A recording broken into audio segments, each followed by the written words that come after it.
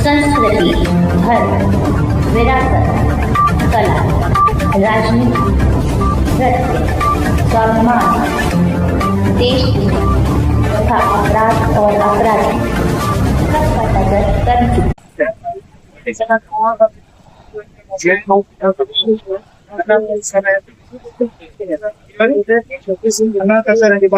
पूरा मामला क्या है, किस तरह घटना हुआ, क्या बताइए किस तरह का घटना रही और क्या दिमाग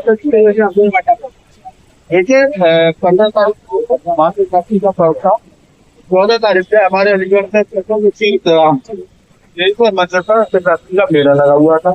उस मेला परिसर में शहरी के द्वारा पहला उसमें अंडर गारमेंट जाओ हमारे युवा जलाते सतीश राघव ने वहाँ जाकर किया उसका उससे कहा कि मैं क्यों बेच रहे मंदिर परिसर है, मंदिर परिसर में ये चीजें शोभा नहीं देती। उससे पूछा तुम्हारा क्या नाम है, उसने अपना नाम अमन बताया, आधार कार्ड चेक किया तो वो अरमान निकला। मंदिर प्रशासन से कहा गया, पूर्व में कई बार कहा जाती है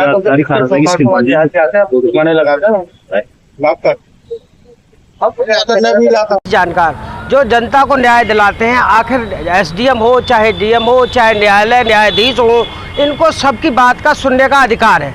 आखिर इनकी किस तरह की मजाक उड़ाई जा रही है, इसको मजाक ही कहेंगे, क्योंकि पहले तो मंदिर प्रांगण के अंदर कोई महिलाओं के आइटम को बिकना गलत है, क्योंकि जो इनर गारमेंट बेचा जा रहा था वो कोई नुमाइश नहीं थी, मेला प्रदर्शनी नहीं थी, वो केवल एक मंदिर था, क्योंकि वहाँ शिव तेरस का पर्व था जो हिंदुओं के लिए सबसे बड़ा माना जाता है। अब किसी व्यक्ति ने अगर उनकी आवाज़ उठा दी तो प्रशासन अपनी तानाशाही में आ गया, क्योंकि करणी सेना के जिलाध्यक्ष से लेकर जो पूरी करणी सेना है हमारे साथ मौजूद है और जो उनके वकील हैं वो भी मौजूद हैं। अब स्थिति ये आ रही है कि जो वकीलों की बात है, जो वकील ने अपनी बात न्यायालय में रखी, किसी भी मजिस्ट्रेट ने किसी भी अधिकारी ने उनकी बात को सुनने से मना कर दिया। आखिर मना करने के कारण क्या है, ये बात वकील साहब को भी मुश्किल है बता पाना, क्योंकि एक तरफ ये कहा जाता है कि ऊपर से दबाव है। जितने भी अधिकारी हैं, जितने भी विभाग हैं, केवल सत्ताधारी नेताओं द्वारा चलाए जा रहे हैं, ना कि न्यायालय के माध्यम से कोई सही निर्णय हो रहा है, ना ही उस पर कोई विचार किया जा रहा है।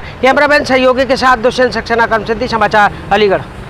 आपका शुभ नाम क्या है? मेरा नाम एडवोकेट अर्जुन उपाध्याय। आज क्या कारण हुआ है जो आपको इस धरने में शामिल होना पड़ा जिलाधिकारी कार्यालय पर? देखिए 151 सीआरपीसी के तहत 3 भाइयों को, हिंदूवादी भाइयों को जेल भेजा गया, जिसकी बेल एप्लीकेशन मेरे द्वारा संडे में रिमांड मजिस्ट्रेट बन के एसीएम साहब बैठे, उनने हमें नहीं सुना।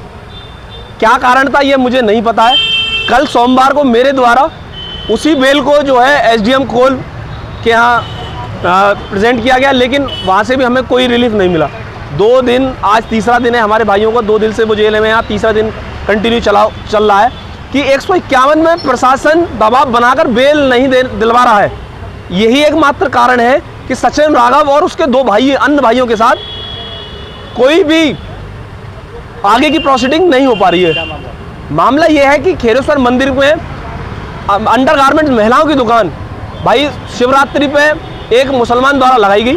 पहली बात तो मेरा विरोध यही है कि आपने अंडर गारमेंट्स की दुकान वहाँ क्यों लगाई, और दूसरी बात आपने एक मुसलमान से क्यों लगवाई।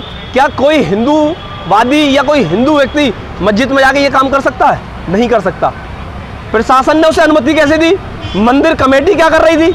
इस चीज़ का उसने सचिन राघव ने विरोध करा और इस विरोध के चलते एक पक्षीय कार्रवाई करते हुए उस व्यक्ति को जेल भेज दिया गया।